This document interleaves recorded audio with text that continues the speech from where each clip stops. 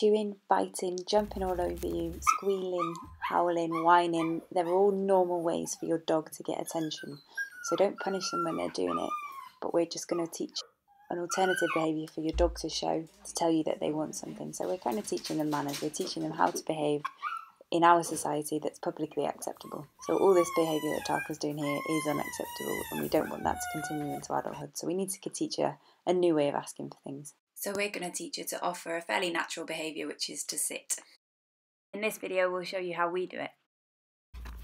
The first way to do this is to offer a reward when they are showing the behaviour that you want them to do. So if you want them to sit to ask you to do something, then as soon as they sit, then reward that. Similar to the managing mouthing video, if they're not chewing you and they're sitting, then reward them with a treat.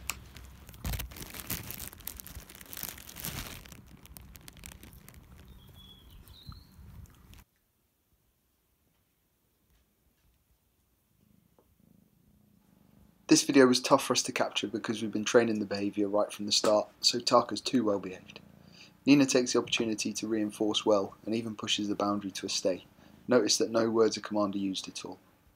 Your puppy will likely be jumping up and down for the reward, so it's important to ignore the jump and reinforce the sit.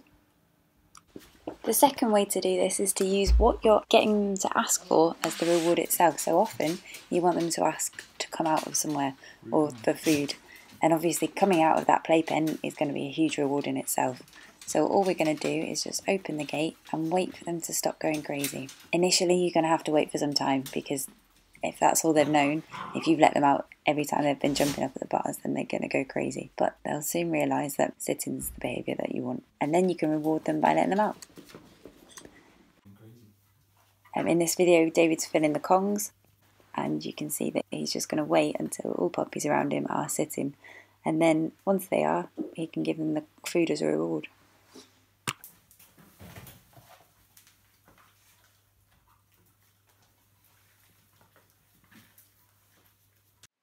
And now we're going to use the same technique to just teach them to not dash through the door.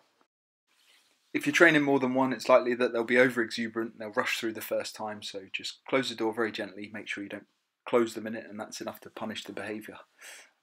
Then all you need to do is just wait until they offer the behaviour and reward it and let them in. And then when the dog gets older, you've got a socially acceptable behaviour that they can offer anybody to ask for what they want. So Rue will often run up to strangers, she can smell treats in their pockets and she sits.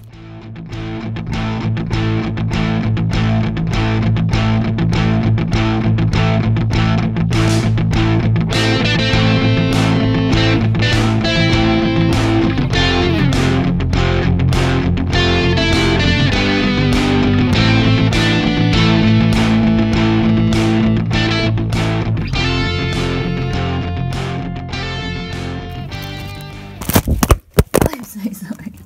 Good girl.